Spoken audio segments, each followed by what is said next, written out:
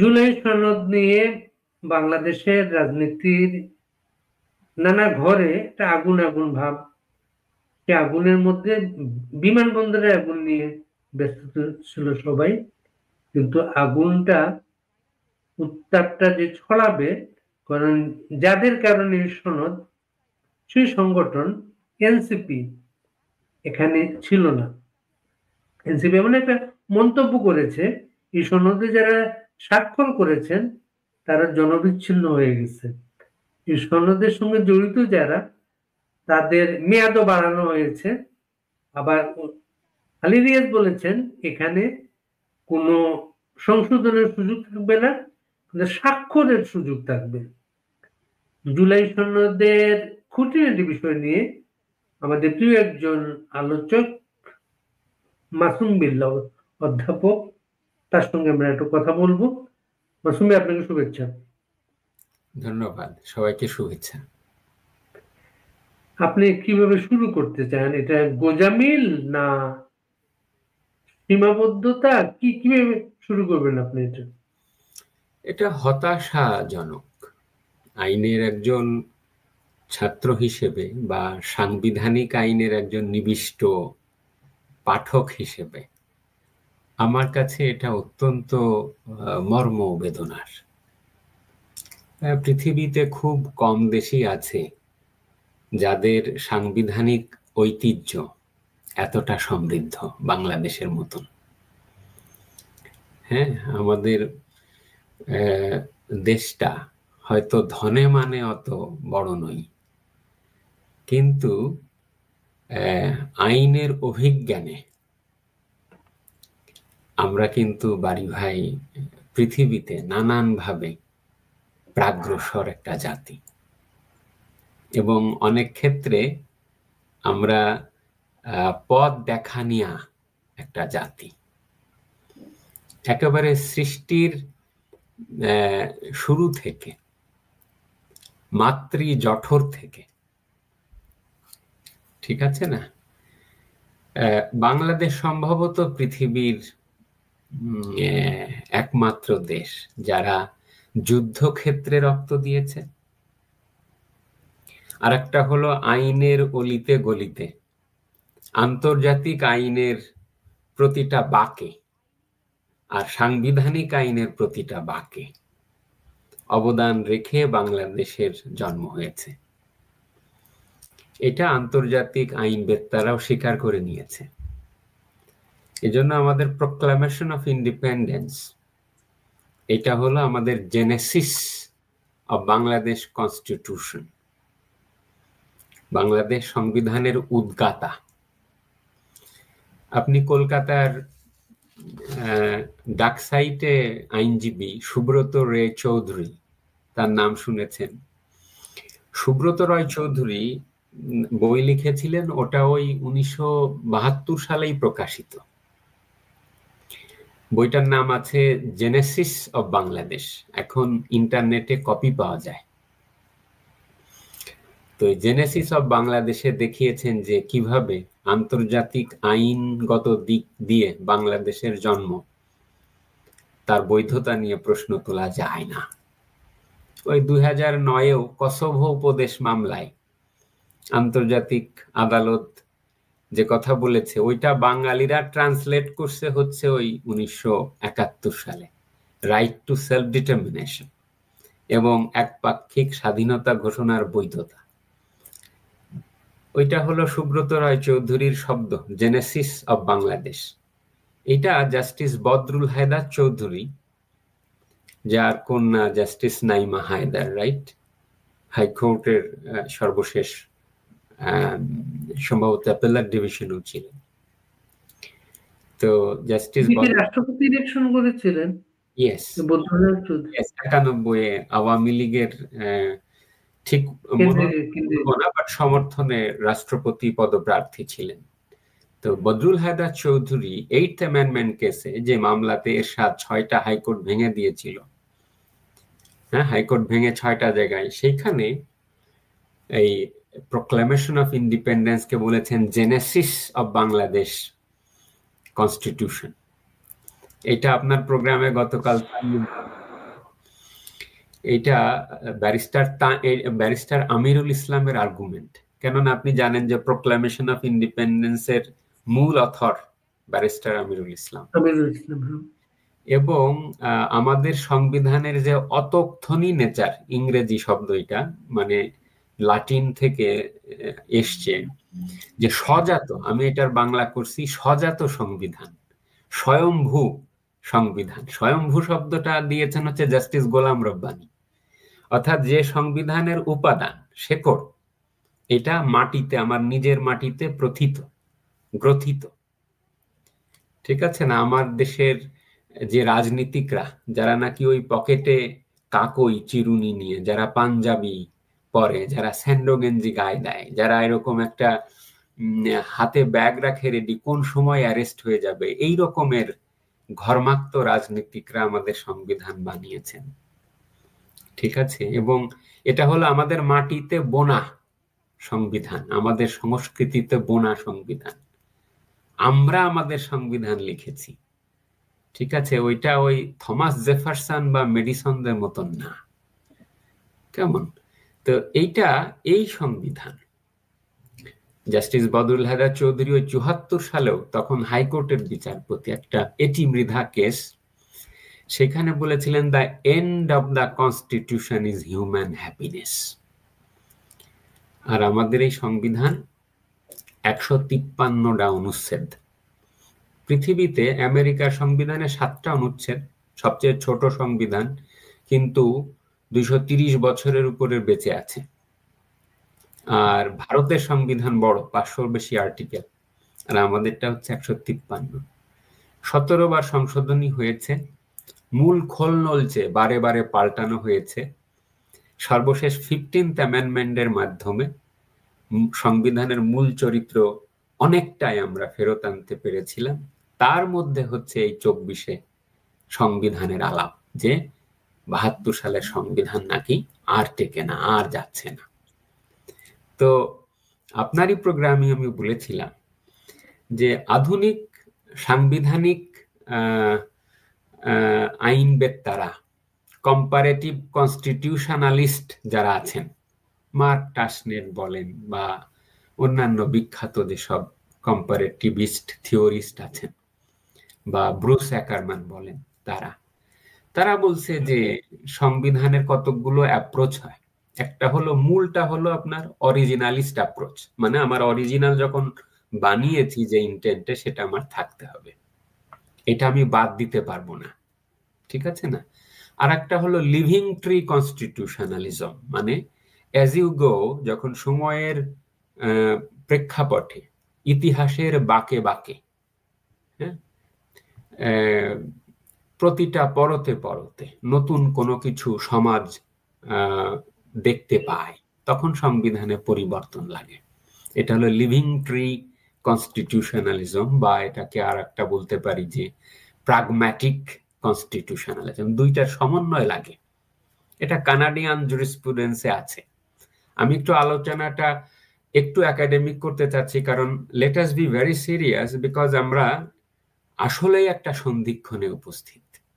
আমি ওই ডক্টর ইউনূসের সন্ধিক্ষণ বোঝাচ্ছি না, বা আলী রিয়াজের সন্ধিক্ষণ বোঝাচ্ছি না। আমরা সন্ধিক্ষণ বোঝাচ্ছি যে আমাদের রক্ত, ঘাম, অশ্রু দিয়ে লেখা সংবিধান, ৩০ লাখ মানুষের রক্ত দিয়ে লেখা সংবিধান, তারা সেটা বাদ দিতে চায়। হ্যাঁ, বলছে যে আহমেদ ইমতিয়াজ বুলবুলের এরকম একটা গান আছে যে, ওরে এমন দেশ হয় কোথায়, ৩০ লক্ষ প্রাণ ঘুমায় রে গাছেরই তলায়। ওরে এমন ফুলের বাগান হয় কোথায়, ৩০ লক্ষ প্রাণ ঘুমায় রে গাছেরই তলায়। এইরকম হচ্ছে আমাদের দেশ, সেই দেশের একটা সংবিধান। বঙ্গবন্ধু কনস্টিটিউয়েন্ট অ্যাসেম্বলির যে সমাপনী অধিবেশন, সেই সমাপনী অধিবেশন ৭২ সালের ৪ঠা নভেম্বর, যেদিন বাংলাদেশের সংবিধান গৃহীত হয়, একটা মনোগ্রাহী ভাষণ দিয়েছিলেন। সেই ভাষণের একটা উল্লেখযোগ্য উক্তি হচ্ছে যে এই সংবিধান শহীদের রক্তে লিখিত এবং তা বাংলাদেশ জাতির আশা আকাঙ্ক্ষার মূর্ত প্রতীক হয়ে বেঁচে থাকবে। তারা আমাদের এই আইনি ঐতিহ্যকে পদদলিত করতে চায়, অবদমিত করতে চায়, বাদ দিয়ে দিতে চায়, বাদ দিয়ে এই জাতিকে ব্যাংক্রাফট জাতিতে রূপান্তরিত করতে চায়। এবং জাস্ট এই জুলাই সনদ নামে অদ্ভুত কিসিমের একটা এনজিও রিপোর্ট দিয়ে আমাদের সাংবিধানিকতার এই যে সমৃদ্ধ ধারা, এই ধারাটাকে তারা রুদ্ধ করে দিতে চায়।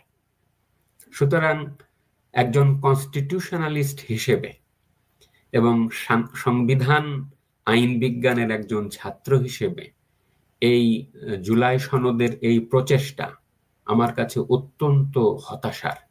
এটা আমাদের দেশের যে সংবিধান প্রণেতারা, আমাদের সংবিধানের পিতৃগণ, ইংরেজিতে বলে founders of the constitution, the framers of the constitution, it is a travesty to their sagacity. It is a travesty to the collective wisdom of Bengali nation. তাদের যে প্রাজ্ঞতা, তাদের যে বিবেচনা শক্তি, তার উপরে এটা চরম আঘাত। সুতরাং জুলাই সনদ, কোট অ্যান্ড আনকোট, এটাকে কোনো মতেই চার্টার বা সাংবিধানিক দলিল হিসেবে স্বীকৃতি দেবার কিছু নাই। কেননা এখানে সাংবিধানিক রিফর্মের কতকগুলো প্রপোজাল, কতকগুলো আছে পলিসি প্রপোজাল, কতকগুলো আছে ইনডেমনিটি প্রপোজাল, আর কতকগুলো আছে অবারিত ক্ষমতা, অনির্বাচিত আনডিফাইন্ড এন্টিটির কাছে দিয়ে দেওয়া। এহেন একটা আনআইডেন্টিফাইড দলিলকে, এহেন একটা শূন্যের উপরে ভিত্তি করে তৈরি করা দলিলকে, জনগণের মতামত ছাড়াই প্রণীত একটা দলিলকে একজন সংবিধান আইনের ছাত্র হিসেবে স্বীকৃতি দেবার প্রশ্ন ওঠে না। এটা আমাদের জাতির অহমিকার উপরে চপেটাঘাত। সংবিধানটা নিয়ে যখন যে ছেলেটা প্রথম কথাবার্তা বলতে শুরু করছিল, সে অনেকদিন কথা বলে না, কিন্তু মাহফুজ যে ছেলেটা, তখন বলছিল এটা মুজিববাদী সংবিধান, তখন বলছিল এটা আওয়ামী লীগের দলীয় ম্যানিফেস্টো, জাতীয় সংবিধান না। তো কোথায় এখন? তো আর তার কণ্ঠ শোনা যাচ্ছে না। সে তো এখন নিজে হতাশাগ্রস্ত, তার চাকরি যায় আছে কি নাই, সে তো তারাই তো নাই এখন। তাহলে কি হলো? সমগ্র বিভ্রান্তি এবং শূন্যতা আমাদেরকে গ্রাস করে তুলল। আর হি ইজ মিসকনসিভড। শুধুমাত্র মাহফুজ আমাদের ছাত্র সমতুল্য, তার পড়াশোনা, তাদের একজন মেন্টর ফরহাদ মাজার, উনি বলার চেষ্টা করেছিলেন যে একটা ভুল কনসেপ্ট আমাদের মাঝে আছে, সংবিধান আইনজীবীরাই সংবিধান শুধু বুঝে, আর কেউ সংবিধান বুঝে না। ডক্টর কামাল সহ এদেরকে ইয়ে করার জন্য কথাটা বলছিলেন।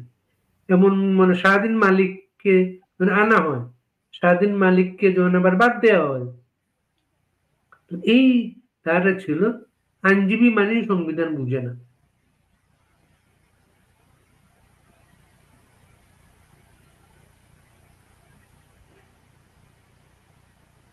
আপনি কি মনে করেন এটা? হ্যাঁ, মাঝখানে শুনতে পাইনি, আপনি যদি আবার একটু আপনার কথা দিতে করেন।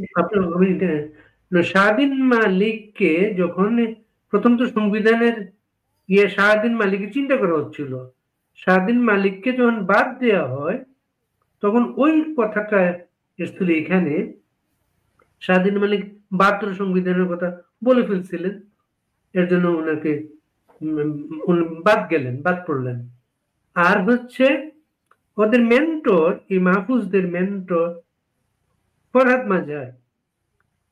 মাজার বলছিলেন আমাদের এখানে একটা রং কনসেপ্ট চালু আছে, আইনজীবীরা সংবিধান বুঝে, আর কেউ সংবিধান বুঝে না।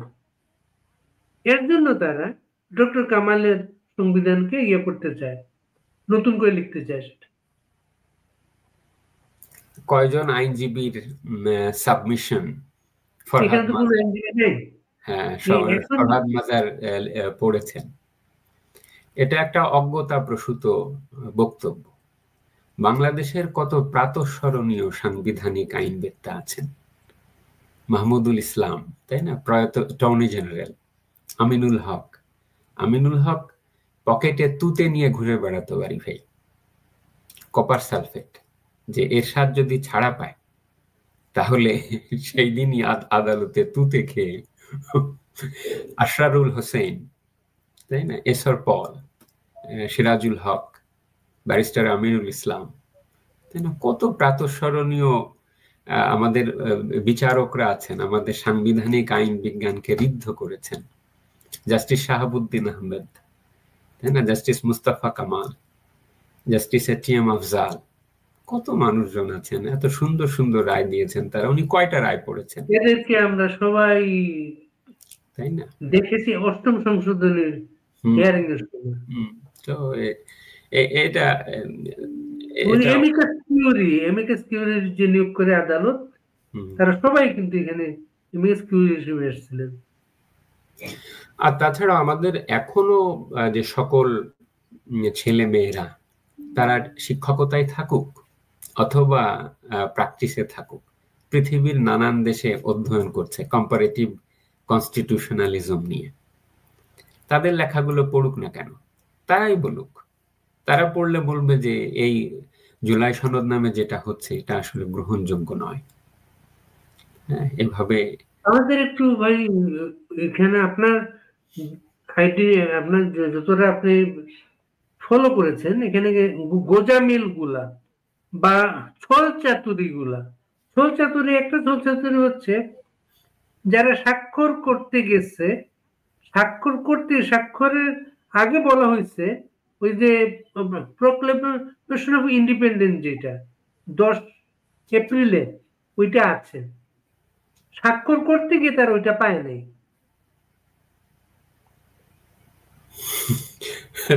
তার মানে হচ্ছে ওই যে ওই বনফুলের গল্পের মতন, যে একটা ছেলে ক্যানভাস যে দেখে ক্যানভাস আর ওষুধ বিক্রি করছে, তাই না, দাঁতের ওষুধ, তারপরে এই ত্বকের ওষুধ ইত্যাদি ইত্যাদি।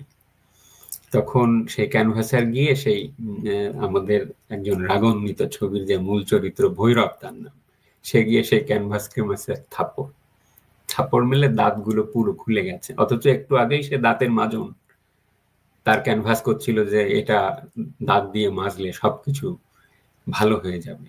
তো ওই রকম সবকিছু খুলে পড়ছে, ঠিক আছে না, এই মিথ্যের বেসাতি। তো মূল রাজনীতিটা এটা নিয়েই, যে স্বাধীনতার ঘোষণাপত্র কেননা এই যে জিয়াকে ওরা ঘোষক বলে বারে বারে দাবি করে, একটা জায়গায় গিয়ে হেরে যায় ঐতিহাসিক একটা দলিলের কাছে, তার নাম হচ্ছে প্রোক্লামেশন অফ ইন্ডিপেন্ডেন্স, প্লাস হচ্ছে ডেটটা, এবং 26শে March 27শে March, right.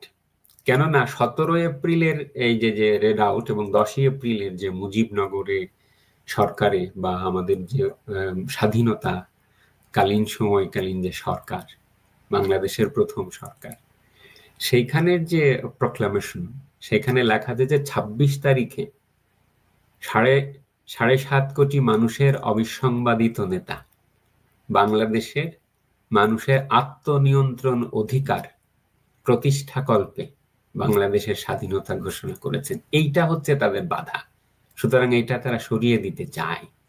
Moudud Ahmed এটা সরিয়ে দিয়েছিল, ঠিক আছে।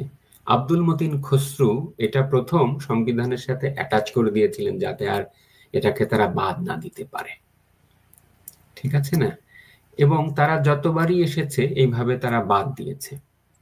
অবশেষে এই 2011 সালে অন্যান্য আরো অনেকগুলো অ্যামেন্ডমেন্ট, শুধু তত্ত্বাবধায়ক সরকার না, 15th অ্যামেন্ডমেন্টে আরো অনেক কিছু কিন্তু অ্যাড করা হয়েছে। তার মধ্যে এটা একটা যে annexing the proclamation of independence, এটা যাতে তারা বাদ না দিতে পারে। 150 নম্বর অনুচ্ছেদে 3টা জিনিস, একটা হলো বঙ্গবন্ধুর 26শে মার্চের যে ডেক্লারেশন, আর একটা হচ্ছে এই 10ই এপ্রিলের ঘোষণাপত্র, আর একটা হচ্ছে 7ই মার্চের ভাষণ। এটা অ্যাড করলে মূল্য কি?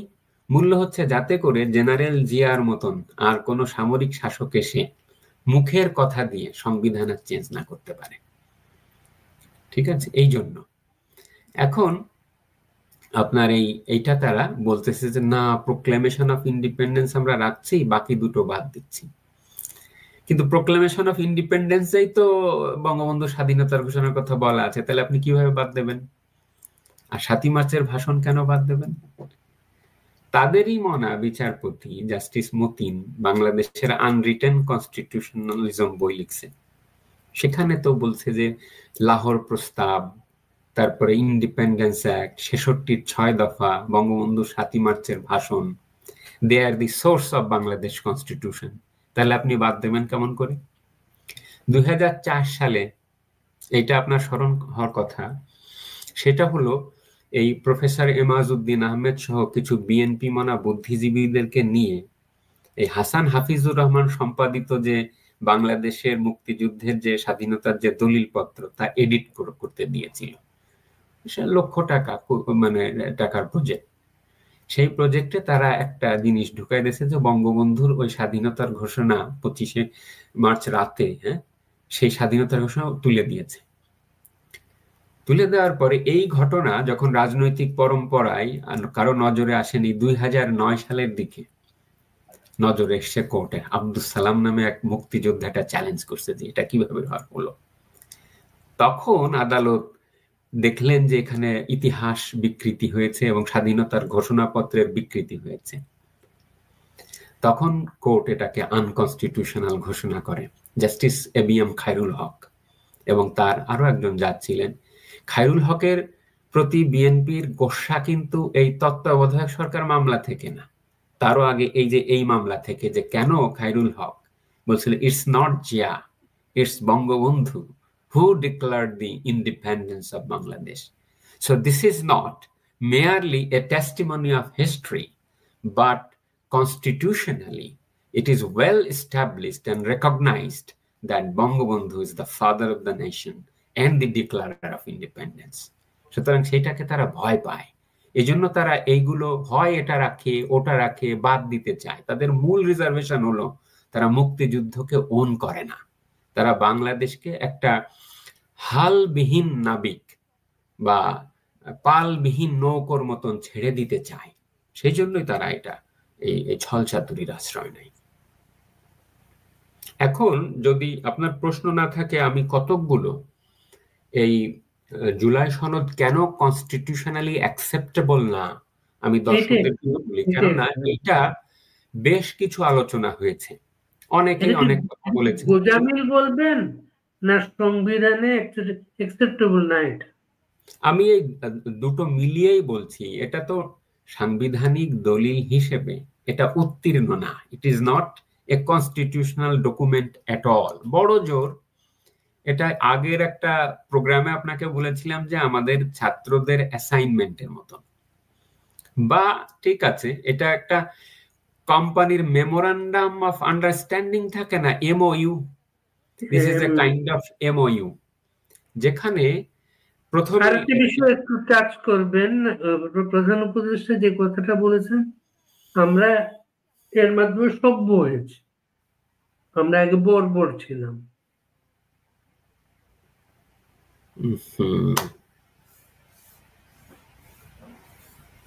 ও তো মানে ভীমরতি হলে যা হয়, হ্যাঁ, তিনি নিজে খেই হারিয়ে ফেলেছেন। ডুবন্ত মানুষ খড়কুটো পেলে সেই খড়কুটো ধরে আঁকড়ে ধরতে চায়।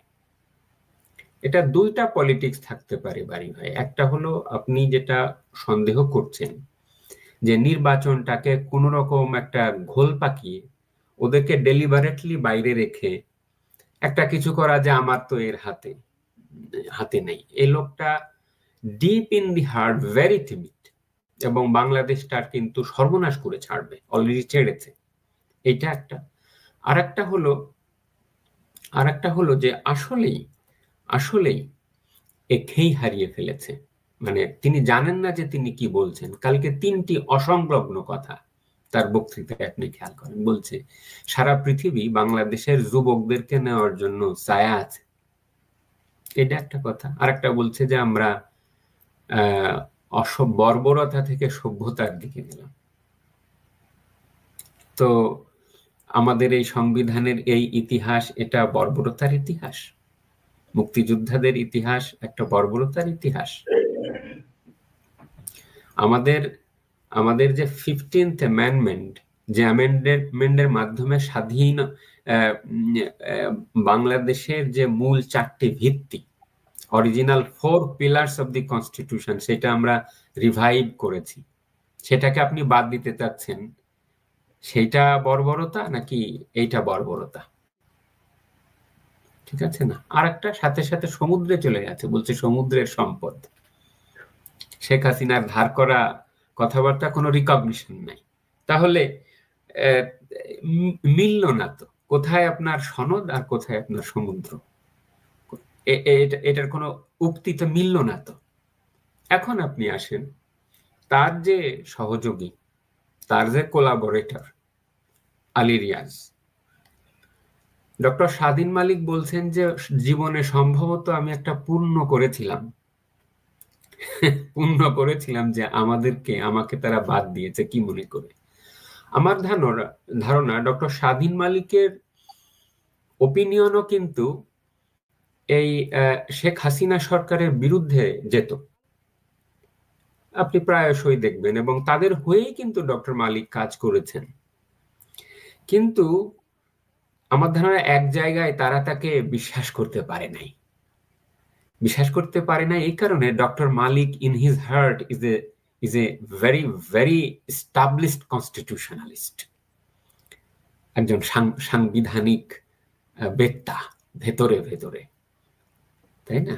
সুতরাং তাকে তারা বিশ্বাস করতে পারেনি। এবং আপনার মনে আছে যে শেখ হাসিনার কোট অ্যান্ড আনকোট পদত্যাগ প্রসূত যে অনিশ্চয়তা, তার মধ্যে উনি একটা ইন্টারপ্রিটেশন দিয়েছিলেন যে যখন প্রধানমন্ত্রী পদত্যাগ করেন, রাষ্ট্রপতির নেক্সট রিকোর্স হচ্ছে যে the next person who commands the majority of the parliament.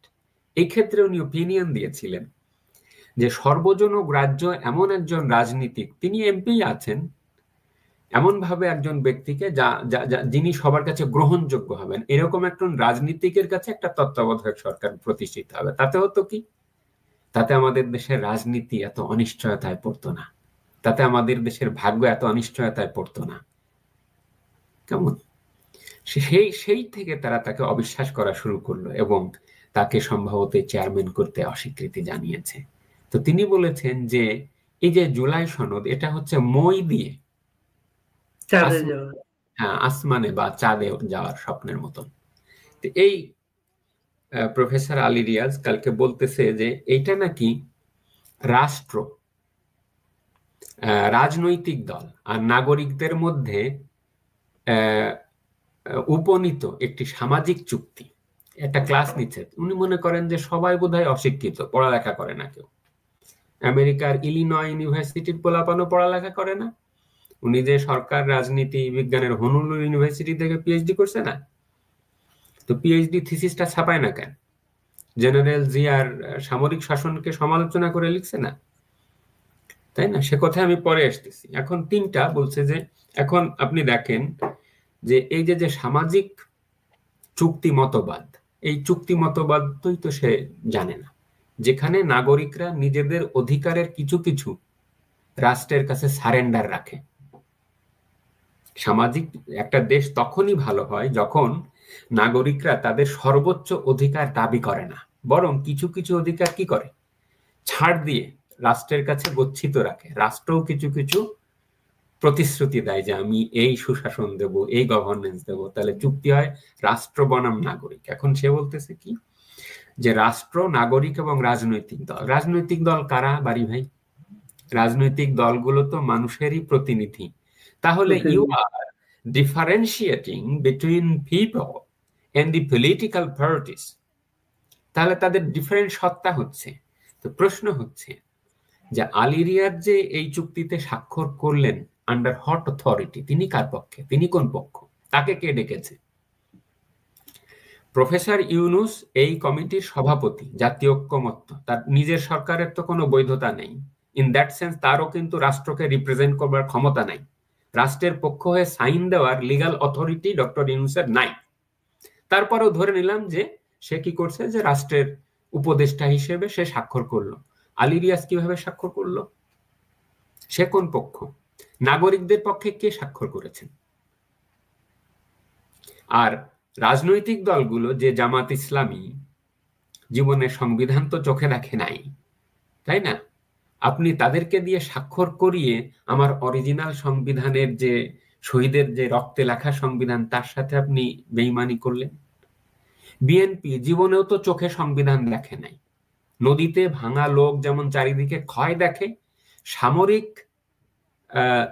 ছাউনিতে বেড়ে ওঠা রাজনৈতিক দলগুলো সংবিধানহীনতা দেখে।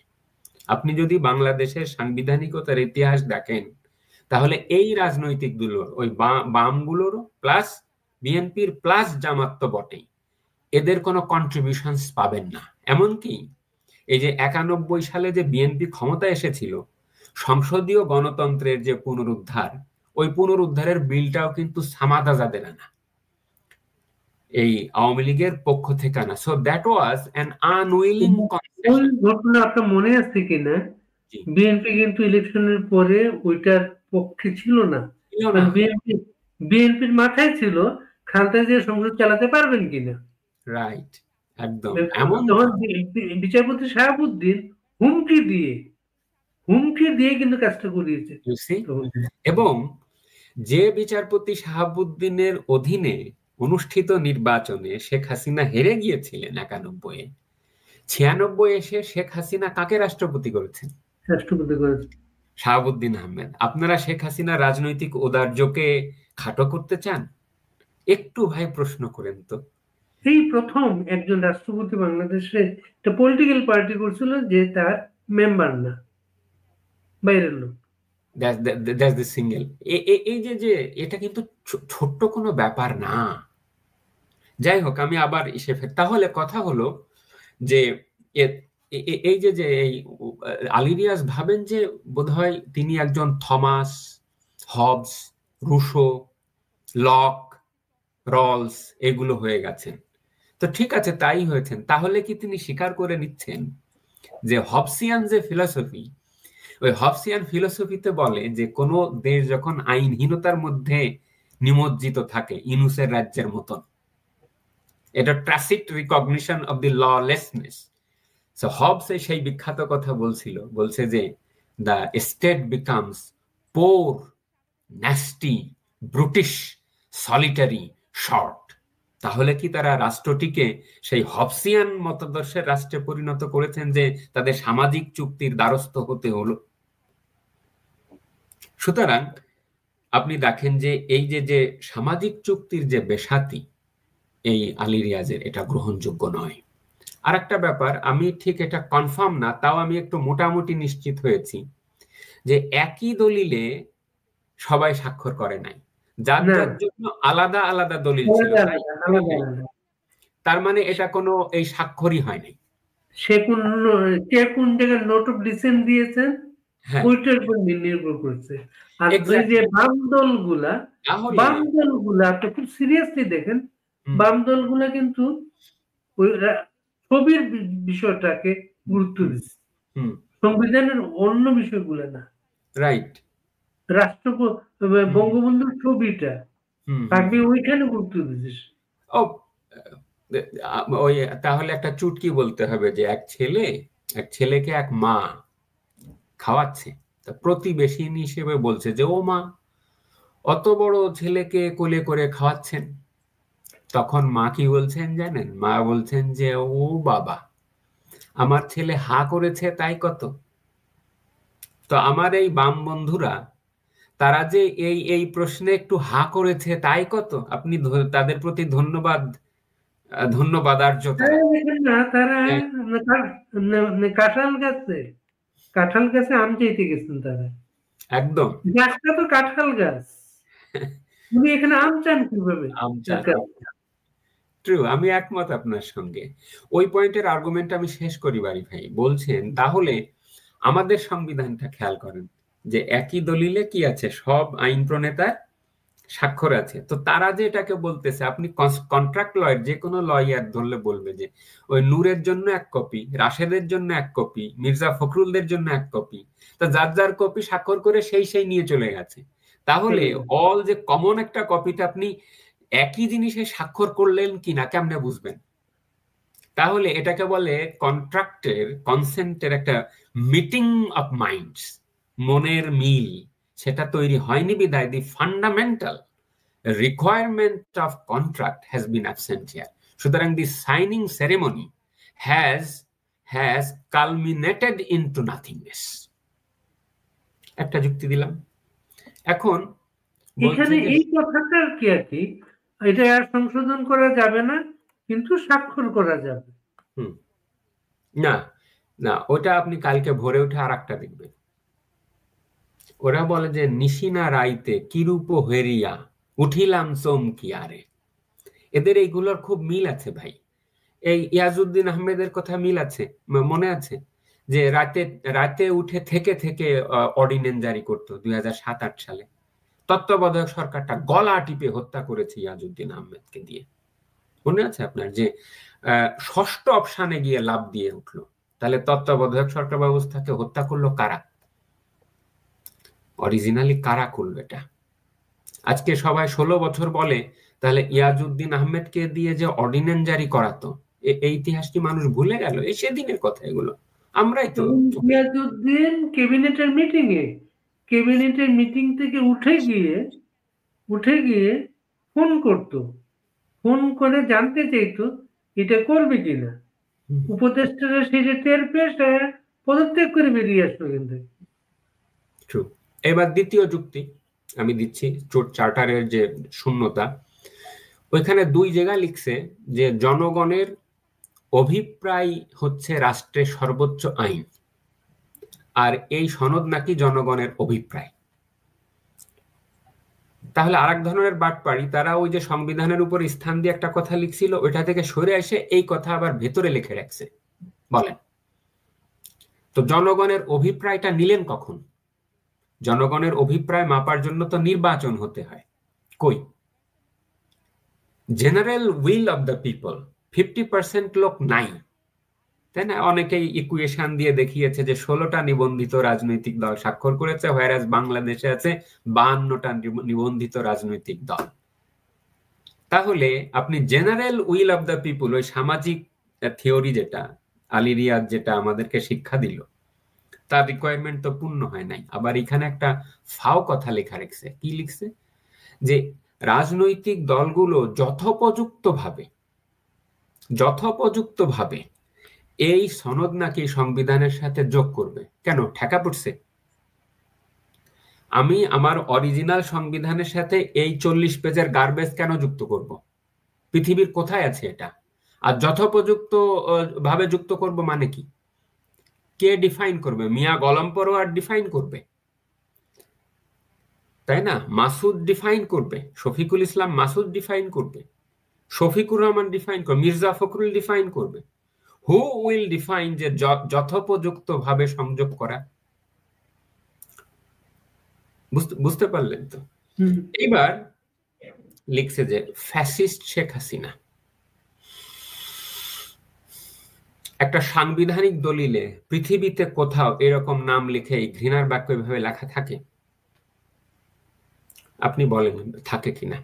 বাংলাদেশে 54 বছরের ইতিহাসে in all respects Sheikh Hasina হচ্ছেন সবচেয়ে তাৎপর্যপূর্ণ প্রধানমন্ত্রী। কি ডিজিটাল এম্পাওয়ারমেন্ট বলেন, কি উইমেন এম্পাওয়ারমেন্ট বলেন, কি জেন্ডার জাস্টিস বলেন, শিশু অধিকার বলেন, বাংলাদেশকে তুলে ধরা বলেন, ইন অল রেসপেক্টস। বুঝলাম আপনারা এটা মানেন না বা উপলব্ধি করতে পারবেন না, বুঝবেন 10-15 বছর পরে বুঝবেন যে না, বা এখনই হয়তো কিছুটা বুঝতেছেন। তাহলে এই কথাটা লিখে সাংবিধানিক দলিলে কিভাবে লেখা যায়? Is it something acceptable? This is preposterous, absurd, unacceptable. এটা হয় না। এবং একই দলিলে বলতেছে যে ফ্যাসিস্টদের বিচার ক্ষতিপূরণ, যারা ক্ষতিগ্রস্ত হয়ে তাদের বিচার করতে হবে, আর যারা ক্ষতিগ্রস্ত হয়েছে তাদের ক্ষতিপূরণ এই বিষয়ে আদালতে প্রশ্ন তোলা যাবে না। তাহলে একটা হচ্ছে যে আমি এতদিন পরে আপনি বৈষম্যের কথা বলে আসলেন, একজনকে বলতেছেন যে ক্ষতিপূরণ বা ইনডেমনিটি এবং প্রশ্ন তোলা যাবে না, আর একটা বলতেছেন যে ফ্যাসিস্টদের বিচারে এই কর্মকর্তাদের বিচার করতে হবে। তাহলে 2009 বিবিসি রিপোর্টে এই পয়েন্টে এই ক্লজের মাধ্যমে যে কোনো ব্যক্তিকে এমনকি একজন আমার মতন মাস্টারকেও, প্রাইমারি স্কুলের একটা মাস্টারকেও, যারা দূরতম ভাবে একদিন শেখ হাসিনার নাম নিয়েছিল, বঙ্গবন্ধুর নাম নিয়েছিল, জয় বাংলা স্লোগান দিয়েছে, তাকে ফাঁসিয়ে দেওয়া সম্ভব। সাংবিধানিক দলিল কি কখনো এরকম রিপ্রেসিভ হয়, কালো হয়, ড্রাকোনিয়ান হয়? এটা আপনারা না বলতেছেন যে মুজিববাদী সংগঠন, মানে সংবিধান বাদ দিচ্ছেন, তো আপনি কি বানাচ্ছেন এটা, রাইট? এটা একটা পয়েন্ট। এইবার আসেন ইতিহাসের প্রশ্ন। কোন ইস্যুতে একজন নাগরিক হিসাবে আমি যদি সংক্ষুব্ধ হই, আমি তো আদালতের কাছেই যাব। এমনকি এই যে আমি তাদের মনে হয় বলবো, ডক্টর রিদওয়ানুল হক আমার শিক্ষক সমতুল্য, ফাউন্ডিং অফ বাংলাদেশ কনস্টিটিউশন বই লিখেছেন, তিনিও আর্গিউ করেছেন যে এটা হয় না রে, এটা হয় না, ঠিক আছে না? তো এখন সংবিধানের যে কোনো বিধানও, অ্যামেন্ডমেন্টও যদি সংবিধানের সাথে না যায়, তাহলে যে কোনো ব্যক্তি চ্যালেঞ্জ করতে পারে। আর সেখানে এই জুলাই সনদ তো কোন একটা ডকুমেন্ট, বুঝতে পারছেন যে তার ওজন কতদূর। এখন ইতিহাসের প্রশ্নগুলোতে আসি। 6 দফার নাম নেয় না, বলে যে স্বায়ত্তশাসন। এরা 6 দফা কি জিনিস জীবনে পড়েই দেখে নাই। 6 দফা is another definition of independence. Bangabandhu বলতেন যে কত নেছো, কত দেবা, কবে যাবা, তাই না? এইটা তাহলে 70-এর নির্বাচনে কারা অংশ নিয়েছে বলে না।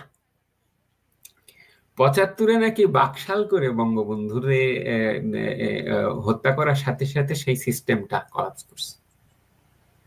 তাদের প্রিয় খুনি তো স্বীকার করছে যে প্লটিংটা আগের। সাথে সাথে লাভ দিয়া গেছে হচ্ছে 79 সালে, বলছে যে বহুদলীয় গণতন্ত্র চালু হয়। আলিরিয়া যে নাকি থিসিস লেখছে এই লেট 70s বাংলাদেশের সামরিক স্বৈরতন্ত্র নিয়ে, তার কলম দিয়ে এই কথা লেখা হলো কিভাবে, আপনি আমাকে বলেন।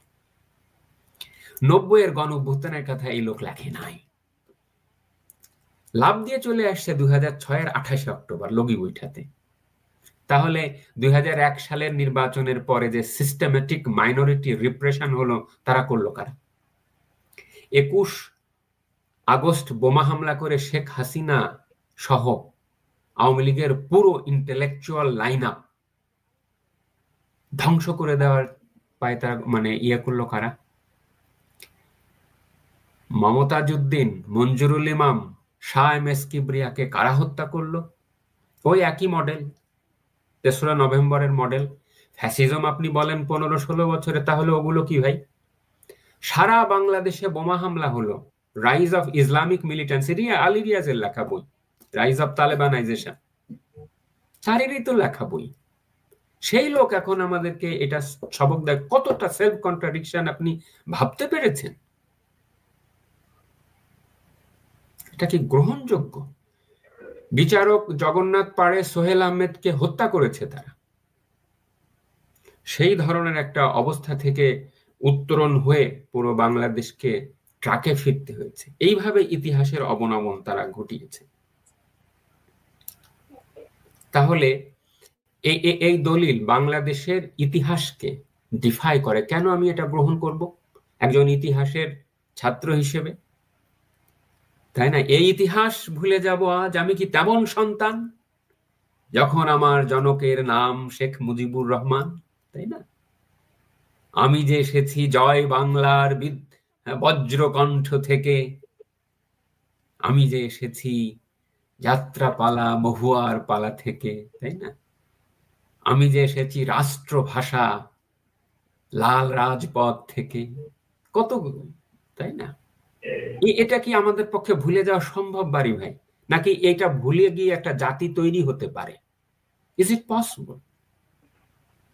এটা তো হয় না। সেটা তো সে শুধু ভোলার কথা বলছে না, বলছে এটাতে আপনি সিগনেচার করলে তারপর আপনি ইলেকশন করতে পারবেন। সিগনেচার না করলে ইলেকশন করতে পারবেন না এই দেশে। আমার আর একটা পয়েন্ট বলি, সেটা হলো যে আমাদের সংবিধানের আগে তারা লিখছে যে বাংলাদেশের নাগরিকরা বাংলাদেশি বলিয়া পরিচিত হইবেন। এর মধ্যে পলিটিক্সটা কি, তার আগে আমি বাংলাদেশ সংবিধানটা একটু খুঁজে বের করি, তারপরে দর্শকদের জন্য ভালো হবে। বাংলাদেশের সংবিধান, এই যে মুখে বললাম বাড়ি ভাই, এবং বাংলাদেশের সংবিধান বেরিয়ে আসলো, ঠিক আছে? শেখ হাসিনা ডিজিটাল বাংলাদেশ করছে বিধায় আপনি এই সংবিধানটা জাস্ট মুখে বললে পান। তাহলে সংবিধান যে জনগণ যে সংবিধানে এর মালিক, ক্ষমতার মালিক, তা আসে হচ্ছে ফ্রি ফ্লো অফ ইনফরমেশন থেকে। 2009 সালে রাইট টু ইনফরমেশন অ্যাক্ট বানিয়েছেন শেখ হাসিনা। আর এই সংবিধানটা এবং যে কোনো আইন আপনি জাস্ট মুখে বলবেন, আপনাকে হাজির করে দেবে একেবারে আলাদিনের সেই দৈত্যের মতন, চারাগের সেই দৈত্যের মতন। আপনি আর কি চান রে ভাই? এম্পাওয়ারমেন্টের আর কি চান বলেন তো আমাকে? এই আইন, সামরিক আইনের সময় সংবিধান খুঁজে পাওয়া যেত না, তারা সংবিধানগুলোকে অকার্যকর করে রেখেছিল। যেমন এই 1 বছর ধরে তারা সংবিধানটাকে পদানত করে রেখেছে, ডিসফাংশনাল করে রেখেছে। আমার পরিচয়টা এখানে বলতে দেয় নাই কিন্তু সে। চিন্তা করেন আমার আইডেন্টিটি, আমি বাঙালি হিসেবেই তো বাংলাদেশি, আমি চাকমা হিসেবেই তো বাংলাদেশি। চাকমা তার পরিচয় বলতে পারে, আমি বাঙালি আমার পরিচয় বলতে পারি না। আমি দুটো, আপনার অনুমতি নিয়ে দুটো অনুচ্ছেদ পড়ে শোনাচ্ছি, তাহলে দর্শকরা বুঝতে পারবে যে আসলে বাংলাদেশের সংবিধানে কত সুন্দর কথা লেখা আছে। কেউ, কারণ এটা তো তারা পড়ে না, কখনো পড়া সামনের পর আনেও না। এখানে লেখা আছে, ভাষাগত ও সংস্কৃতিগত একক সত্তা বিশিষ্ট যে বাঙালি জাতি ঐক্যবদ্ধ ও সংকল্পবদ্ধ সংগ্রাম করিয়া জাতীয় মুক্তিযুদ্ধের মাধ্যমে বাংলাদেশের স্বাধীনতা সার্বভৌমত্ব অর্জন করিয়াছেন, সেই বাঙালি জাতির ঐক্য, ইউনিটি, শুধু বাঙালি জাতীয়তাবাদ না, বাঙালি জাতির ঐক্য, ঐক্য ও সংহতি। এবার সলিডারিটিতে কি পাবেন? সলিডারিতে আমরা 15তম সংশোধনীতে লিখছিলাম বাড়ি ভাই, 15তম সংশোধনী লিখছিলাম এই কারণে যে আমি লিখি নাই, কিন্তু আমি সংবিধান অন করি বিধায় কথা লিখছি। কারণ আমি হৃদয় দিয়ে ওই 7ই মার্চের ভাষণে সোহরাওয়ার্দী উদ্যানে নিজেকে খুঁজে পাই। আমার কাছে দেশপ্রেমের স্ট্যান্ডার্ডটা হলো, যখন জাতীয় পতাকা ওঠে উপরে তখন আমার পশমটা দাঁড়িয়ে যায়, গুজবাম্প হয়। জাতীয় সঙ্গীত যখন বাজে তখন চোখ দিয়ে জল ঝরে। এটা হচ্ছে আমার কাছে প্যাট্রিয়টিজমের গুজবাম্প, প্যাট্রিয়টিজমের ইয়ার্ডস্টিক। বঙ্গবন্ধু 7ই মার্চের ভাষণ যত লক্ষবার শুনি ততবার আমার মধ্যে রক্ত টকবক করে ওঠে। এটাই আমার কাছে দেশপ্রেমের স্ট্যান্ডার্ড। সেই জন্য বলছি যে আমরা লিখেছি 23 ক, তাহলে ওই বাঙালি জাতীয়তাবাদের সাথে আমাদের এটা যুক্ত হবে। লক্ষ্য করেন 72-এ যখন আমরা সংবিধান লিখছি বাড়ি ভাই, তখনও ইন্টারন্যাশনাল ইন্ডিজেনাস রাইটস ওইভাবে আসে নাই। ইন্ডিজেনাস রাইটস এর ডিক্লারেশন এসছে হচ্ছে আপনার 80-র দশকের পরে। হ্যাঁ, এমনকি সর্বশেষ আপনার অস্ট্রেলিয়া নিউজিল্যান্ড পার্টি তো 2007 সালের আনড্রিপে, ঠিক আছে। আমরা এটা যুক্ত করছি 2011 সালে। কি লিখছি? আমি এটা ব্যারিস্টার আমিরকে জিজ্ঞেস করেছিলাম, বলছে যে দেখো আমরা তো 1972 সালে অত ভেবে পাই নাই, কিন্তু ওই যে ঐক্য সংহতি লিখছি ওখানেই বেঙ্গলি জাতীয়তাবাদকে অ্যাকোমোডেটিভ জাতীয়তাবাদ ধরতে হবে। It doesn't mean that the exclusion of the indigenous community. এইটা আমরা এখন আবার সংশোধন করে কি লিখছিলাম, রাষ্ট্র বিভিন্ন উপজাতি ক্ষুদ্র জাতিসত্তা। ক্ষুদ্র জাতিসত্তা, হয়তো ইন্ডিজেনাস শব্দটা লিখতে পারি নাই, কিন্তু এথনিক মাইনরিটি, ক্ষুদ্র জাতিসত্তা, নৃগোষ্ঠী, এথনিক গ্রুপস ও সম্প্রদায়ের অনন্য বৈশিষ্ট্যপূর্ণ আঞ্চলিক সংস্কৃতি, রিজিওনাল কালচার। তাহলে একটা পাইলাম আমার বেঙ্গলি মেন কালচার, আর একটা পাইলাম হচ্ছে রিজিওনাল কালচার ও ঐতিহ্য, হেরিটেজ সংরক্ষণ, উন্নয়ন ও বিকাশের ব্যবস্থা করব। সংরক্ষণ, উন্নয়ন ও বিকাশ।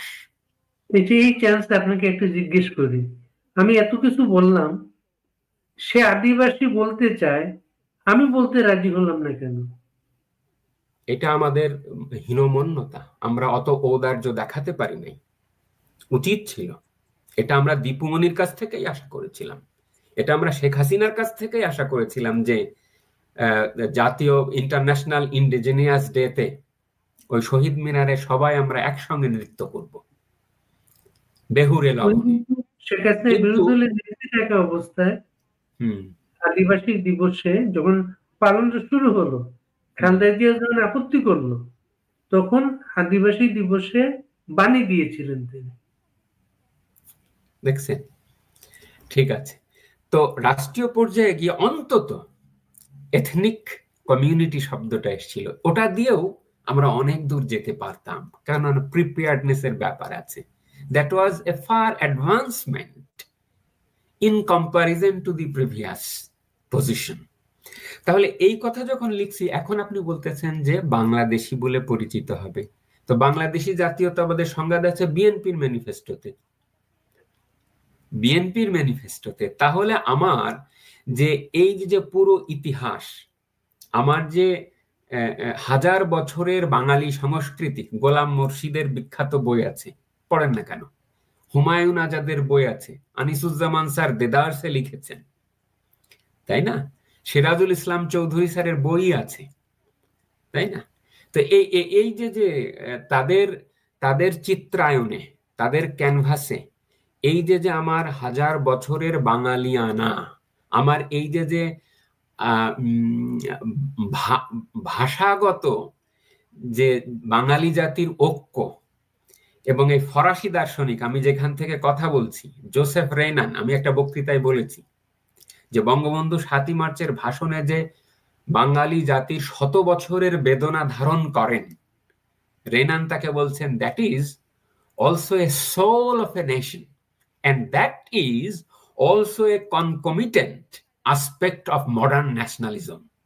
আপনি এটা বাদ দিয়ে জাতীয়তাবাদকে কল্পনা করতে পারবেন না ভাই। সুতরাং এই দুটো ব্যাপারই থাকতে হবে, বাঙালি জাতীয়তাবাদও থাকতে হবে, বাংলাদেশি জাতীয়তাবাদও থাকতে হবে। শুধুমাত্র বাংলাদেশি বললে হয় কি, আমাদের দেশে এক স্ট্রোকে আপনি সবকিছু বাদ দিয়ে দিচ্ছেন। আপনি পয়লা বৈশাখ বাদ দিচ্ছেন, আপনি এই কিছুদিন আগে শরৎ উৎসবও বাদ দিচ্ছেন, আপনি লালন করছেন না। আপনি লালন, হাসন বা ওই শাহ আব্দুল করিম, এই পৃথিবীটা একদিন বাউলের হবে, আপনি অন করছেন।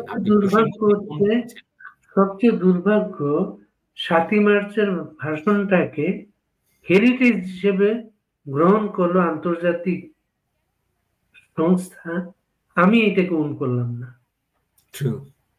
তাহলে এইভাবে আপনি যদি আমার তালিকা করতে বলেন, আমি আরো প্রচুর তালিকা করতে পারবো। আমার কুইক আর দুটো পয়েন্ট বলে আমি এই সমালোচনাটা শেষ করছি। সেটা হচ্ছে, শেষে লিখছে এই চার্টারের যে বিষয়গুলো অবিলম্বে বাস্তবায়নযোগ্য সেগুলো এই সরকার, মানে এই ফ্যাসিস্ট ইনুস সরকার, এরা নাকি বাস্তবায়ন করবে। এদেরকে বাস্তবায়ন করার অথরিটিটা কে দিল? আর এরা কিভাবে বুঝবে যে কোনটা অবিলম্বে বাস্তবায়নযোগ্য আর কোনটা বিলম্বে বাস্তবায়নযোগ্য? Who will define that? তাহলে এগেইন এই যে হুইমজিক্যালনেস, এই যে আনফ্যাটার্ড অ্যাডমিনিস্ট্রেটিভ পাওয়ার আপনি দিচ্ছেন, আপনি সাংবিধানিক স্যাংটিটি ওয়ালা একটা ডকুমেন্টকে অ্যাডমিনিস্ট্রেটিভ রুলে পরিণত করছেন। So my friends, they are completely misled and misconceived about the idea of a constitution and mere administrative rules. এইভাবে হয় না। এতে হয়েছে কি, আমাদের দেশের লেখাপড়ার মান, আমাদের দেশের আইনজীবীদের মান, আমাদের দেশের আইন প্রফেসরদের মান, আইন পড়ানোর মান, এটা নিয়েই এক ধরনের মকারি করা হয়েছে। আমাদের স্ট্যান্ডার্ড নিয়েই প্রশ্ন উঠেছে যে এমন একটা ইল ড্রাফটেড ডকুমেন্ট কি করে এইভাবে জাতির সময় এবং অর্থ অপচয় করে এখানে এটা করা হলো। এটা হচ্ছে প্রশ্ন। শেষ সমালোচনা আমার সেটা হচ্ছে, বলছে যে রাজনৈতিক দলগুলো যদি নিজস্ব ম্যানিফেস্টোতে কিছু লিখে জনগণের ম্যান্ডেট নিয়ে আসে তবে এর ব্যত্যয় করা যাবে। তাই যদি হবে তাহলে এখানে এগুলো লিখেন। তাই তো আমরা বলতেছি যে রাজনৈতিক দলগুলো যার যার মতন ম্যানিফেস্টো দেয়, জনগণের কাছে যাবে, ফেরি করবে। আওয়ামী লীগ আসুক, বিএনপি আসুক, আসুক জামাত, আসুক না, দেখি তারা কি বলে। আসো সাইফুল হক, আসো সাকি, আসো তোমার নূর, ফেরি করো। কিন্তু এখানে লিখে রাখছে প্রত্যেকটা জায়গায় লাল কালি দিয়ে, সর্বশেষ এটা তারা বলছে যে তবে যদি রাজনৈতিক দলগুলো ম্যানিফেস্টোতে ভিন্ন কিছু নিয়ে আসে তবে বাস্তবায়ন সেটা করা যাবে, এটা করা যাবে না। তাহলে কি হলো? Why are you playing with the emotion of the people? এটা তো হয় না। এবং বলছে যে সংবিধান সংশোধন, অর্থ বিল, আস্থা ভোট, জাতীয় নিরাপত্তা, এই প্রশ্নগুলো উচ্চ কক্ষে যাবে না। তো উচ্চ কক্ষে যদি এইগুলো না যায় তাহলে উচ্চ কক্ষের এই নাটকটার মানে কি? তারা কি জন্য যাবে? ওখানে কতগুলো ওয়াইজ একরামকে পাঠাবেন ওই পিআর সিস্টেম। বলছে যে ওই ক্ষেত্রে পিআর সিস্টেম চালু হবে। তার মানে ওই কতগুলো ইউটিউব মৌলানা ফতোয়াবাজ আছে না, এদেরকে এরা এখানে পাঠাবে, আর আপনি থেকে থেকে এদের কাছ থেকে ফতোয়াবাজি শুনবেন। So the July charter is also designed to turn Bangladesh into another মোল্লাতন্ত্র, and there will be the rule of ayatollahs. ওই খোমিনি টাইপের একটা তন্ত্রের দিকে আলী রিয়াজের হাত দিয়ে এককালের জাসদ, বর্তমান কালের ইসলামিস্ট, টার্ন ইসলামিস্ট স্কলার এই আলী রিয়াজ, তিনি এই শুভঙ্করের ফাঁকি এখানে এটা রিকমেন্ড করে রেখেছেন। মোল্লাতন্ত্রের লোকগুলা কি এর জন্য স্বাক্ষর করতে গেল? বললো স্বাক্ষর করবে না, স্বাক্ষর করতে গেল তারা।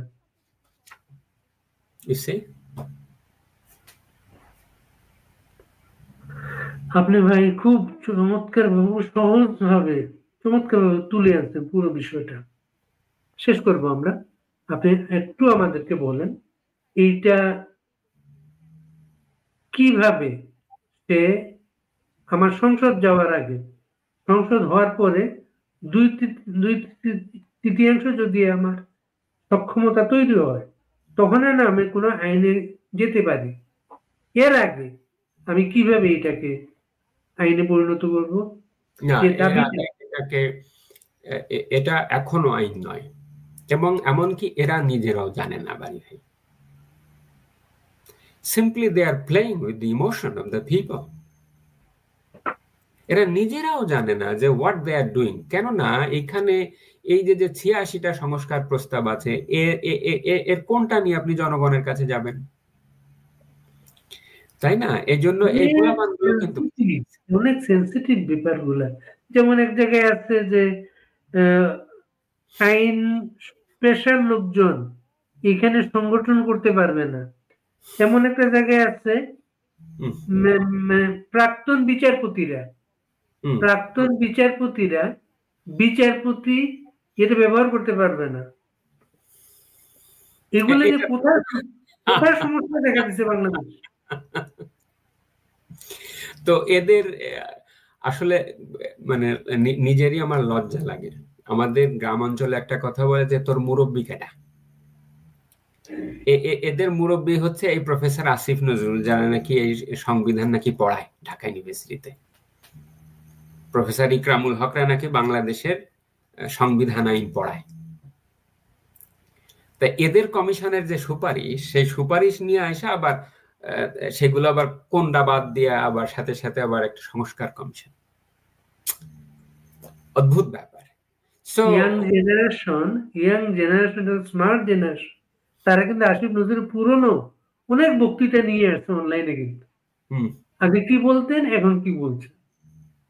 ও তার তো এখন আমি এটা ফেরি হয়ে যাবে, তার একটা ওই গণপরিষদ বিতর্ক, এখানেও কিন্তু ওই সুরঞ্জিত সেনগুপ্তর মানে সমালোচনা করতে যায় সুরঞ্জিত সেনগুপ্তর প্রশংসা করছে, তাই না? তো করো, অসুবিধা নাই।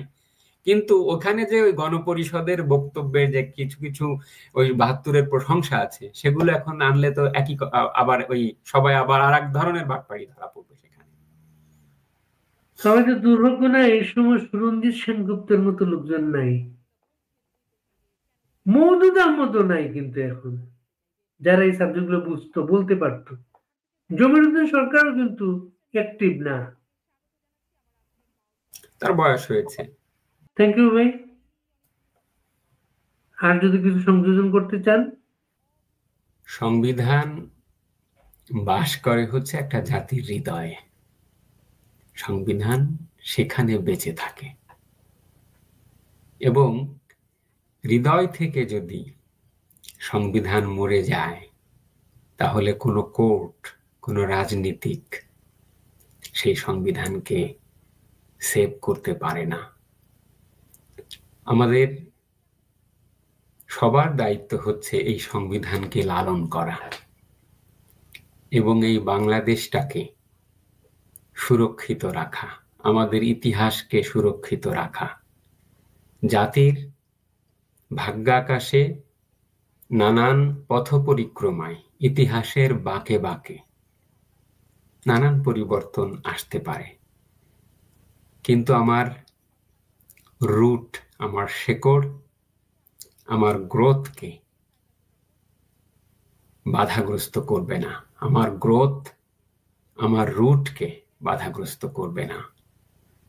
সুতরাং জুলাই সনদ নাম দিয়ে যে মিসনোমার, যে বিভ্রান্তি এই বাংলাদেশের উপরে চাপিয়ে দেওয়া হচ্ছে, সেটা সর্বৈবভাবে একজন সংবিধান আইনের একান্ত ছাত্র হিসেবে আমি দৃঢ়ভাবে প্রত্যাখ্যান করি। আপনাকে ধন্যবাদ। অনেক ধন্যবাদ মাসুম বিল্লাহ, খুব চমৎকার ভাবে, খুব সহজ ভাবে পুরো বিষয়টা তুলে আনলেন আপনারা। আমরা দেশটাকে ভালোবাসি, আমাদের দেশটাকে বিপদগামী করার এই চক্রান্ত ব্যর্থ হোক। সবাই ভালো থাকবেন। সুপ্রিয় দর্শক শ্রোতা, আসসালামু আলাইকুম। যে যেখানে আছেন ভালো থাকবেন। প্রধানমন্ত্রী শেখ হাসিনার বিরুদ্ধে বাংলাদেশের আইসিটি ট্রাইব্যুনালে চলমান মামলা শেষ পর্যায়ে একটি মামলা, এরপরে আরো অসংখ্য মামলা রয়েছে। সে মামলাতে অসংখ্য আসামি রয়েছে, বিশেষ করে যারা সাবেক মন্ত্রী, এমপি, রাজনৈতিক নেতা, শিক্ষক, সাংবাদিক, বুদ্ধিজীবী, বিচারক, তারা সেই মামলায় আসামি। শেখ হাসিনার মামলায় শেষ প্রান্তে এসে রায় হতে যাচ্ছে এমন একটি আশঙ্কা থেকে উদ্বেগ, উৎকণ্ঠার সঙ্গে অনেকেই আমার কাছে জানতে চেয়েছেন রায়ের পরে কি হবে। এই বিষয়টা নিয়ে আজ আপনাদের সঙ্গে কথা বলতে চাই। 1973 সনে যে আইনটি করা হয়েছিল, সে আইনটির উদ্দেশ্যটা ছিল মহান মুক্তিযুদ্ধে যুদ্ধকালীন সময়ে যারা মানবতা বিরোধী অপরাধ করেছে তাদের বিচারের ব্যবস্থা, সেটাকে মানবতা বিরোধী অপরাধ হিসাবে গণ্য করে তার বিচারের জন্য সেই আইনটা প্রণয়ন করা হয়েছিল। এবং সেই আইনটাকে সংবিধানে সুরক্ষা দেওয়া হয়েছিল যে এই ট্রাইব্যুনাল এবং ট্রাইব্যুনালের কার্যক্রমের জন্য যে আইন, এটাকে কোথাও চ্যালেঞ্জ করা যাবে না। একমাত্র চূড়ান্ত জাজমেন্ট হওয়ার পরে সুপ্রিম কোর্টের আপিল বিভাগে আপিল করা ছাড়া।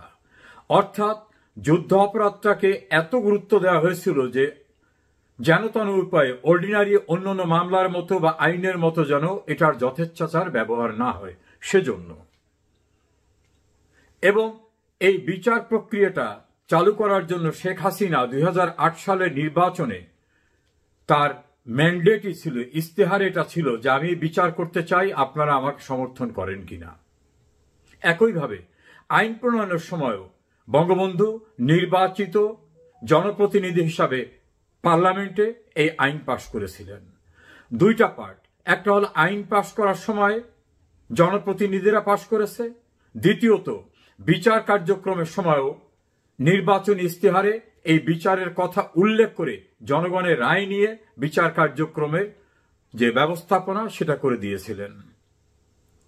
এখন 2024 সালে শেখ হাসিনাকে রাষ্ট্র ক্ষমতার থেকে সুপরিকল্পিত ষড়যন্ত্রের মাধ্যমে সরিয়ে দেওয়ার পরে ওই যে 71-এর পরাজিত শক্তি যারা অপমান মেনে নিতে পারে নাই পরাজয়ের, দ্বিতীয়ত শেখ হাসিনা ক্ষমতায় যাওয়ার পর যাদের বিচার করেছিলেন তারা, এবং তাদের স্বার্থান্বেষী যে ব্যক্তিরা যারা সেদিন বিচারের মুখোমুখি হয়েছিলেন তারা সম্মিলিতভাবে প্রতিশোধ নেবার উদ্দেশ্যে শেখ হাসিনা এবং তার সহযোগীদের বিরুদ্ধে এই বিচার কার্যক্রম চালু করেছে।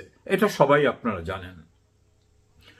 এখন একজন আইনজীবী হিসাবে আমার কাছে অনেকেই অনেক কথা জানতে চেয়েছেন যে রায় হয়ে গেলে তারপর কি হবে। আমি প্রথম বিশ্বাস করি ম্যান প্রপোজ গড ডিসপোজ নামক একটা ইংলিশে প্রবাদ বাক্য আছে। প্রবাদ বাক্যটার বাংলা হয় মানুষ চিন্তা করে, পরিকল্পনা করে, কিন্তু বাস্তবায়নের সিদ্ধান্ত হয় কিন্তু সৃষ্টিকর্তার থেকে। মানুষ পরিকল্পনা করলেই, চিন্তা করলেই, প্রস্তাব করলেই হয় না। এটা বাস্তবায়নের সিদ্ধান্ত, নিষ্পত্তির সিদ্ধান্ত দেন সৃষ্টিকর্তা, পরম করুণাময়। আমি বিশ্বাস করি আল্লাহ রব্বুল আলামিন। এটা হলো একটা ধর্মীয় বিষয়, আমার বিশ্বাসের জায়গা থেকে বললাম। আইনজীবী হিসাবে বলবো এই যে বিচার প্রক্রিয়াটা, এইটা সম্পূর্ণরূপে মেলাফাইডি। ইংরেজিতে একটা প্রবাদ আছে, মেলাফাইডি ভিশিয়েটেড এভরিথিং। অসৎ উদ্দেশ্য যদি কোনো কিছু করা হয় সব কিছুকে ভিশিয়েট করে, বাতিল করে দেয়। এটা জুডিশিয়াল প্রনাউন্সমেন্ট, পৃথিবীব্যাপী গ্রহণযোগ্য এই বিচারিক সিদ্ধান্ত যে মেলাফাইডি ভিশিয়েটেড এভরিথিং, অসৎ উদ্দেশ্যে যা কিছু করা হবে সবকিছু বাতিল বলে গণ্য হয়। তৃতীয়ত আরেকটি প্রবাদ আছে, আরেকটি প্রচলিত কথা আছে ইংরেজিতে, ভয়েড ইনএভিশন, অর্থাৎ যা শুরু থেকেই, বিগিনিং থেকেই যা অবৈধ এবং বাতিল। বাংলাদেশে 2024 সালে কোনো যুদ্ধ হয়নি, এবং যে প্রক্রিয়ায় এই ট্রাইব্যুনালকে নতুন করে কনস্টিটিউট করা হয়েছে, নতুন করে বানানো হয়েছে, যুদ্ধ অপরাধীদের চলমান বিচার প্রক্রিয়া বন্ধ করে তাদের রিলিজ করে দিয়ে বিচারের আয়োজন যারা করেছিলেন তাদের বিচারের জন্য যে প্রক্রিয়ায় এই ট্রাইব্যুনালের কার্যক্রম শুরু করা হয়েছে, ট্রাইব্যুনাল গঠন করা হয়েছে, বিচারক নিয়োগ করা হয়েছে, প্রসিকিউশন টিম নিয়োগ করা হয়েছে, এই সম্পূর্ণটা অবৈধভাবে হয়েছে, বেআইনিভাবে হয়েছে, অসৎ উদ্দেশ্য হয়েছে এবং মূল আইন সহ সাংবিধানিক বিধিবিধানের পরিপন্থীতে হয়েছে। ফলে একেবারে শুরু থেকেই এটা অকার্যকর, অবৈধ, বেআইনি হিসাবে গণ্য হবে। এবং কাদের এখানে বিচার হবে সেটা কিন্তু আমাদের সুপ্রিম কোর্টে আপিল বিভাগে একজন যুদ্ধ অপরাধীর মামলার আপিলে পূর্ণাঙ্গ আপিল বিভাগ উল্লেখ করে বলেছেন যে এই আইন এবং এই বিচার ব্যবস্থা, এই ট্রাইব্যুনাল সবটি গঠিত হয়েছে যুদ্ধ অপরাধীদের বিচার করার জন্য। সুপ্রিম কোর্টের সেই জাজমেন্ট এখনো বহাল আছে। সুপ্রিম কোর্টের সেই সিদ্ধান্ত এখনো বলবৎ আছে। সুপ্রিম কোর্টের দেওয়া রায় আইনের মতো শক্তিশালী দিক নির্দেশনা, অর্থাৎ আইন তৈরি হয় কয়েকটা প্রক্রিয়ায়। একটা হলো দীর্ঘদিনের রেওয়াজ থেকে, একটা সংসদের মাধ্যমে, আর একটা through the judicial pronouncement by the higher judiciary, অর্থাৎ সর্বোচ্চ আদালতের যে রায়, সেই রায় এখনো বলবৎ আছে। কিভাবে আছে সেটা আমি এখন বলবো না। যখন সময় আসবে তখন দেখাবো যে কি পরিমাণে অকল্পনীয়ভাবে অবৈধ সমস্ত প্রক্রিয়ার ভিতর থেকে এই বিচার প্রক্রিয়া শুরু করা হয়েছে, অগ্রসর করা হয়েছে, হয়তো শেষ করা হবে। সর্বশেষ যে সাক্ষ্য প্রমাণের ভিত্তিতে এই বিচার প্রক্রিয়াকে সম্পন্ন করার প্রস্তুতি নেওয়া হয়েছে তা সম্পূর্ণরূপে স্ববিরোধী। যেমন একটা উদাহরণ দিয়ে বলি, শেখ হাসিনা মানুষ খুনের দায়ে সুপিরিয়র রেসপন্সিবিলিটিজের দায় বহন করবেন, এটা সরকার পক্ষের আর্গুমেন্ট। কিন্তু মানুষ যারা খুন করছে তারা নিজেরাই পাবলিকলি প্রকাশ্যে স্টেটমেন্ট দিয়ে বলছেন, আমরা পুলিশকে মেরেছি, আমরা খুন করেছি। রাষ্ট্রীয় সহিংসতা, রাষ্ট্রের সম্পদ নষ্ট করা যারা করেছেন তারা নিজেরাই বলতেছেন, আমরাই এটা করেছি। আর একজনাকে পরিত্রাণ দেবার কথা বলে, দায় মুক্তি দেবার কথা বলে রাজসাক্ষী বানানো হয়েছে। কোন সাক্ষী যদি নিজের সুবিধার জন্য কোন সাক্ষ্য দেয়, আইনে সেই সাক্ষ্যের কোনো মূল্য নেই। এই সাজানো বানোয়াট নাটকীয় বিচার প্রক্রিয়া এবং যদি এর মধ্য থেকে কোনো রায় প্রদান করে, আমি বলবো আতঙ্কিত হওয়ার, আশঙ্কাগ্রস্ত হওয়ার, হতাশ হওয়ার কোনো কারণ নেই। একদিন এই ট্রাইব্যুনাল তো শেষ কথা না, এর উচ্চ আপিল ফোরাম রয়েছে, জনগণ রয়েছে, সবচেয়ে বড় আদালত জনগণের, যেখানে রাস্তাঘাটে প্রতিটি মানুষ চিৎকার করে বলে এটা শেখ হাসিনার বিরুদ্ধে ষড়যন্ত্র, আমরা শেখ হাসিনাতে বিশ্বাস করি, শেখ হাসিনাতে আমাদের আস্থা, তিনি আমাদের উন্নত করেছিলেন, তিনি আমাদের নির্ভরতার জায়গা। সেই জনগণের আদালতের কথা মনে রাখবেন। মনে রাখবেন, বঙ্গবন্ধুকে মৃত্যুদণ্ড দেওয়া হয়েছিল, পাকিস্তানিরা কার্যকর করতে পারেনি। বঙ্গবন্ধুকে মৃত্যুদণ্ড দেওয়ার জন্য রাষ্ট্রদ্রোহিতার মামলা করা হয়েছিল, আগরতলা ষড়যন্ত্র মামলা, টেকেনি। শেখ হাসিনাকে রাজনীতির থেকে সরিয়ে দেওয়ার জন্য অন-11 সাজানো ক্যাঙ্গারু কোর্টের বিচার প্রক্রিয়া শুরু করা হয়েছিল। আমার সৌভাগ্য, সেদিন আমি তার অন্যতম আইনজীবী হিসাবে তার পাশে ছিলাম, পারেনি। শেখ হাসিনাকে 19 বার হত্যার চেষ্টা করা হয়েছে। সর্বশেষ 2004 সালের 21 আগস্ট গ্রেনেড নিক্ষেপ করে আল্লাহ রব্বুল আলামিন তাকে রক্ষা করেছেন, কিছুই করতে পারেনি। সেজন্য শুরুতে বলছিলাম, পরিকল্পনা প্রস্তাব মানুষ করতে পারে, সিদ্ধান্ত বাস্তবায়নের এখতিয়ার আল্লাহ রব্বুল আলামিনের। 2024 সালের 5 আগস্ট ক্ষমতা দখলের চেয়েও বড় টার্গেট ছিল শেখ হাসিনা এবং বঙ্গবন্ধুর কনিষ্ঠ কন্যা শেখ রেহানাকে হত্যা করা। আল্লাহ রক্ষা করে দিয়েছেন। মনে হয় যেন আল্লাহ তার গায়েবী শক্তি প্রয়োগ করে শেখ হাসিনা, শেখ রেহানাকে রক্ষা করেছেন। তারা বেঁচে আছেন, ভালো আছেন। ওই কাগজে রায়, এটা নিয়ে আতঙ্কিত হওয়ার কিছু নাই। এমন সময় আসবে যখন এই সমস্ত ষড়যন্ত্রের মেটিকুলাস ডিজাইনার যারা ডিজাইন করেছেন, জনতার আদালতে শুধু না, আইনের আদালতেও তাদের একদিন বিচার হবে, এটা আমি দৃঢ়ভাবে বিশ্বাস করি। আতঙ্কিত হওয়ার কিছু নাই, ভীত সন্ত্রস্ত হওয়ার কিছু নাই। যদি কোনো রায় ঘোষিত হয়, ক্যাপিটাল সেন্টেন্সও দেয়, কেউ আতঙ্কিত হবেন না, ভীত সন্ত্রস্ত হবেন না। শেখ হাসিনা কিন্তু মৃত্যুঞ্জয়ী, দীপ্ত চেতনার মানুষ, দৃঢ় শক্তিশালী মানুষ, আত্মবিশ্বাসী মানুষ, দেশপ্রেমিক মানুষ হিসাবে তার ভুল ত্রুটি থাকতেই পারে। রাষ্ট্র পরিচালনার ক্ষেত্রে ভুল ত্রুটি হতেই পারে, আমি বলছি না যে কোথাও কিছু হয়নি, কিন্তু আমি তাকে কাছের থেকে দেখেছি। একজন দেশপ্রেমী, রাষ্ট্রের কল্যাণে, মানুষের কল্যাণে নিবেদিত প্রাণ মানুষ, প্রাণ অফুরন শক্তির অধিকারী। তার দূরদৃষ্টি রয়েছে। আল্লাহ তাকে যখন বাঁচিয়ে রেখেছেন, নিশ্চয়ই তিনি দেশ ও জাতির কল্যাণে আবারও সেবা করার সুযোগ পাবেন, এটা লক্ষ কোটি মানুষের মতো আমারও বিশ্বাস। শেখ হাসিনার জন্য পরম করুণাময়ের কাছে দোয়া করুন, তার বোন শেখ রেহানার জন্য দোয়া করুন, বঙ্গবন্ধু পরিবারের জন্য দোয়া করুন, কারণ তারা ভালো থাকলে বাংলাদেশ ভালো থাকবে, বাংলাদেশ ভালো থাকলে আমরা সবাই ভালো থাকব।